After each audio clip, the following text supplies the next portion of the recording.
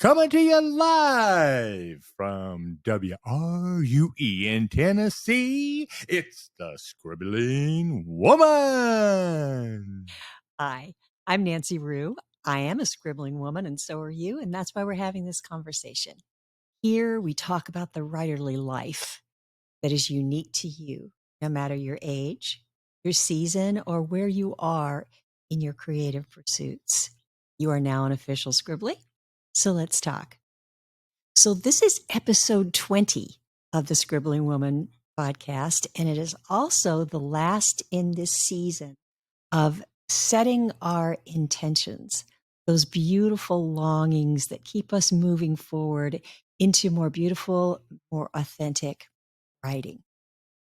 Authentic writing and living that is ours to do. No further discussion required. Period. Full stop. We're going to get back to that in a minute. Right now, I want to hearken back to the past a little bit.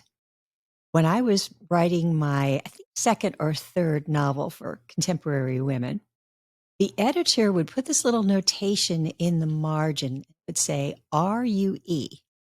And I thought, why is he putting my last name in the margin? Then I thought, oh, what he's doing is he's pointing out some signature Rue thing that's amazing. That's kind of like, you're so vain. I bet you think this song is about you.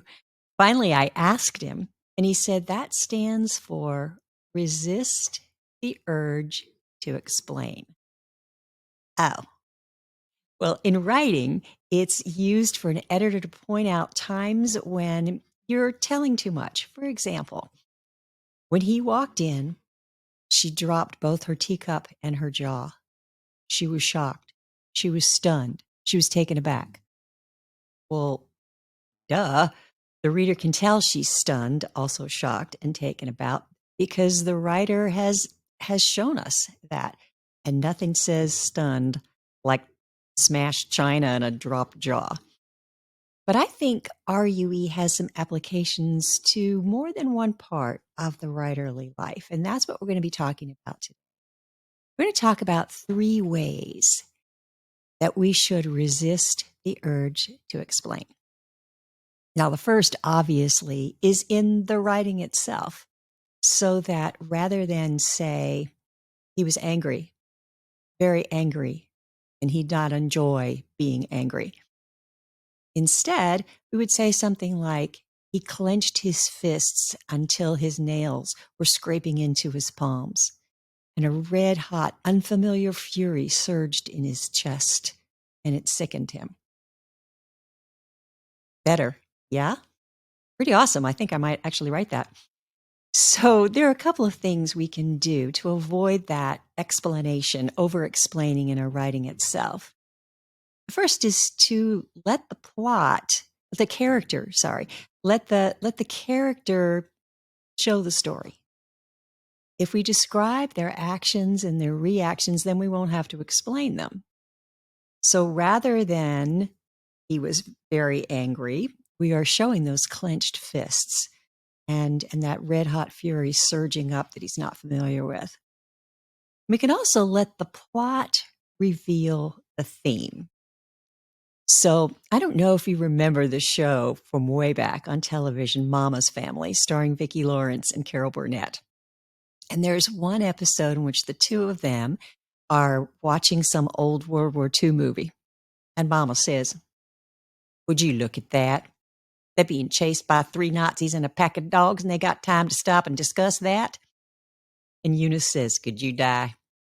And that has become my sort of mantra for when I realize I'm stopping the action of the story to tell you what the character is learning, when actually, when the character takes an action toward the end of the story that they wouldn't have taken at the beginning, it's wiser, it's more compassionate, then the reader is going to know what he's learned. They're going to understand what it is you're putting down. Right?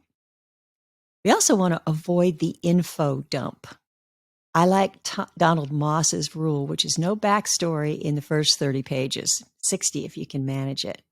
So we don't need to know in the first scene where a man is being very controlling of his wife, that he was abandoned when he was 6 years old, and that's the reason. Something that's going to be revealed throughout the story. We don't want to stop the action to do that. Basically, what this means is that we need to trust our readers. Give them the credit for being able to read a story and view it from their own perspective. And again, to pick up what you're putting down. My husband always likes to say, don't insult my intelligence. And I think it's important for us to have respect for our readers and no sermon at the end. We're not writing Aesop's fables. The second way that I think we should resist the urge to explain in our writerly lives is in talking about our writing. When our daughter was a preteen, I could always tell if I was explaining something and explaining it and explaining it, I could always tell when she stopped listening and no further explanation was required, because I'd get this. Eyes glazing over. It was just like a signal. Okay, Mom, shut up. I'm not hearing you anymore.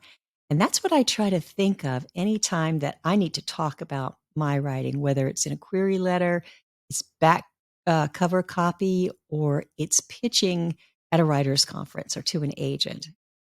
They don't call it an elevator pitch for nothing. That's, you get on the elevator on the 5th floor. That agent is there that you've been dying to talk to.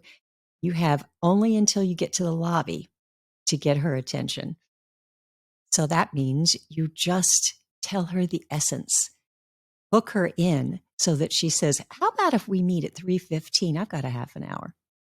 Now, just as an aside, I once saw a student at a writer's conference stand outside the stall in a restroom where the editor was inside just trying to take a little pee and pitching her story. I have a feeling that she never got really much further than that. This verbal processing that we sometimes do can be a good thing, right? With a trusted fellow creative. It's talking about it to maybe just say, what do you think of this basic idea? But when we talk about it so much that all we do is talk about it and we never actually get around to writing it, or we tell the whole story to so many people that we're bored with it and we don't want to write it anymore, or listening to too many other people's ideas and applying those and ending up with a story that looks like the late Joan Rivers' so many facelifts, right? I think that what we need to do is just be very certain of, again, the quiddity of what we're writing. Tell that and only that. All of the embellishment needs to go into the writing itself. And the third way that we need to resist this urge to explain is, I think, the most important. And that is resisting the urge to explain about our writing, the very fact that we write. So let me ask you some questions. Do you find yourself defending the amount of time that you steal away to work on things? Do you hear yourself rationalizing the ROA, the dreaded return on investment? That's ROI, isn't it?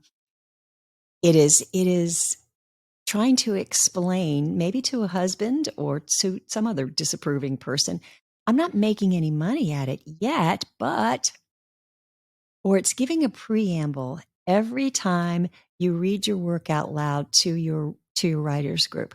Okay, this is really rough. I know it's not there yet. Nobody's probably going to want this. It'll probably never get published until we're nodding our heads and agreeing with you and you haven't even started to read yet. I think we sometimes need to say stuff out loud just because some of us are verbal processors. Some of us are extroverts. However, it's when we're asking for permission, for approval, or for freedom that we need to stop and say, why am I explaining this? Why am I defending myself?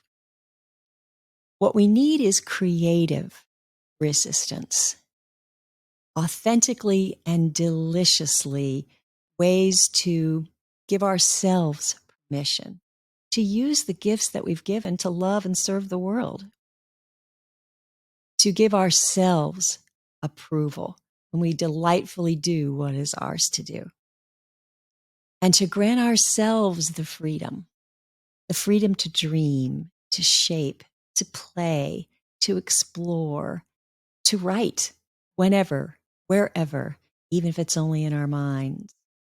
It is the freedom to indulge in Kairos time, which we talked about last time. None of that requires any explanation. Bottom line, a grown woman does not need permission. And next week, we're going to move into the 4th season of the Scribbling Woman podcast, and we will explore specific ways that we can move forward with our intentions and watch them come to reality.